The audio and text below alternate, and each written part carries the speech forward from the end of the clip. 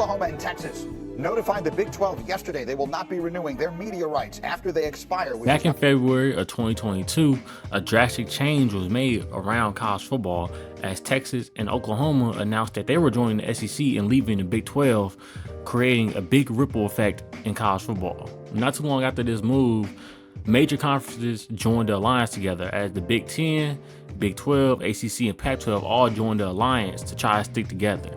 But this move left the Big 12 without their heavy hitters in Texas and Oklahoma, as those two are usually teams that are going to compete for national titles.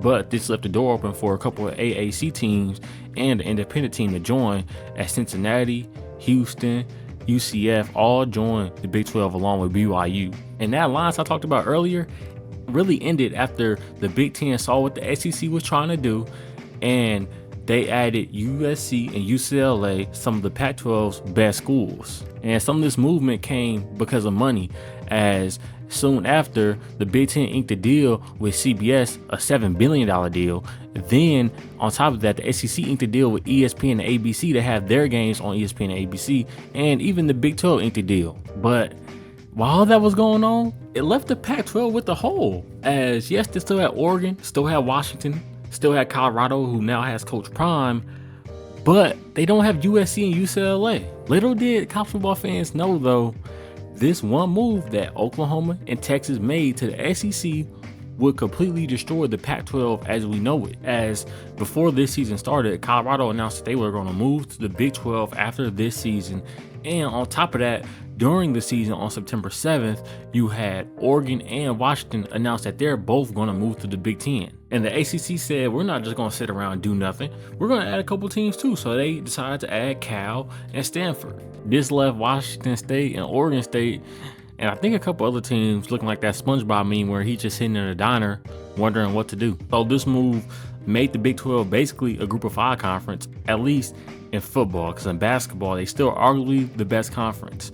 Not only that, the Big 10 and SEC were able to add heavy hitters from the Pac-12. But not only did this move by Texas and Oklahoma have an effect on teams joining and leaving conferences, but it also had an effect on rivalries in college football. And some of the effects were good and some were bad. As one rivalry we get back is the Texas versus Texas A&M, the Lone Star State rivalry, as we haven't seen this since Texas A&M moved to the SEC 12 years ago. You also will have the Holy War between Utah and BYU, which ended a while ago, but the rivalry got rekindled in 16, and now it has a chance to be played every year between the two teams. You also have the Colorado versus Nebraska rivalry, which was a rivalry back when they both were in the Big 8 until both teams switched conferences.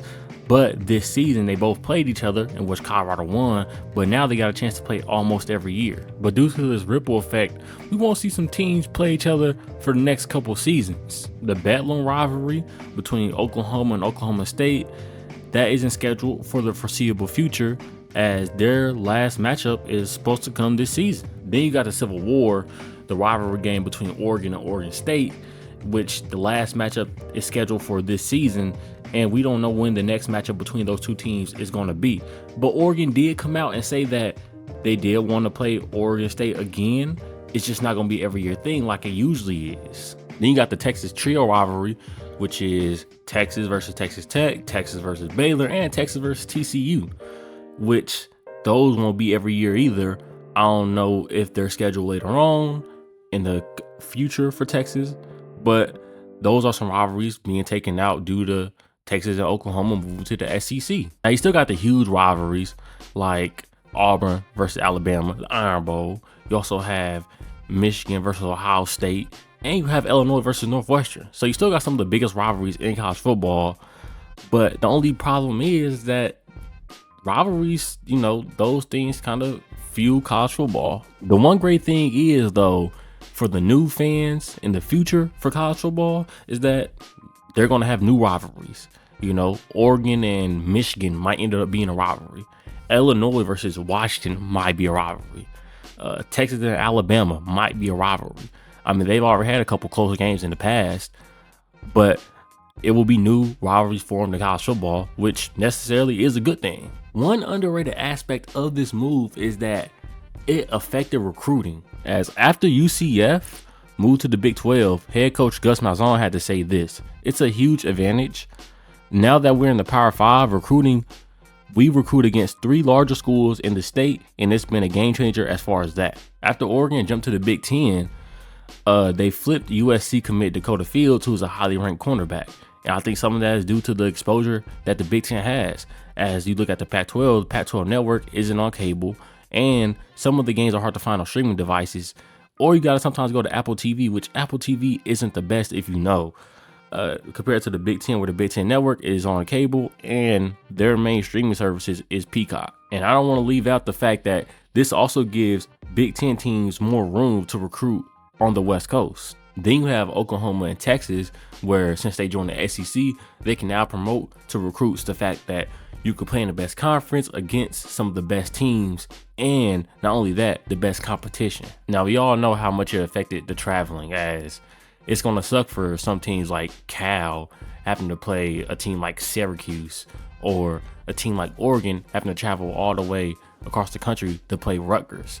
And don't get me started on the other sports like college basketball, college volleyball, college baseball, where they play multiple games a week. The last thing I really wanted to talk about was the college football playoffs and how it really affected that. Sometime before the 2022-2023 season started, the NCAA announced that they were going to move the college football playoffs from 4 teams to 12 teams. But that was before a couple teams switched conferences. At the time, Oklahoma, Texas, USC, and UCLA were really the only major schools to make major changes to college football. Since then, the Pac-12 has imploded and has ended. Then you have the ACC, that is just the ACC with a couple Pac-12 teams. Then after that, you have the Big 12, which is just a group of 5 conference, but they get the Power 5 label because of Oklahoma and Texas being in that conference and what they are now. Oh, and you have Notre Dame, which they're Notre Dame, and who believes in Notre Dame when they reach the college football playoffs? How the playoffs was supposed to be set up, you would have had the Power 5 teams, conference champions, getting automatic bids. Then you would have had a group of 5 champion, the highest ranked group of 5 champion, getting another automatic bid. Then you would have had 6 other at-large bids. The new college football playoff expansion doesn't start though until next season. The problem is next season you will have 4 Power 4 conferences and a bunch of group of 5 conferences, and I highly doubt they will let 2 group of 5 teams in. But hey, maybe they'll end up letting Notre Dame in every year. Who knows? Hey, ain't nobody trying to hear that bullshit, man. But it will be interesting to see what the NCAA does with the new formatting of the college football playoffs. That one move that Texas and Oklahoma made a couple years back changed a lot around college football. It changed recruiting, it changed traveling for college teams, and it changed the college football playoffs. Well, we will find out how much it changed the college football playoffs pretty soon. And most importantly, it changed the conference outlook for lots of conferences. But if you're a college football fan like myself, it won't matter, because you'll still learn how to enjoy the new outlook of college football.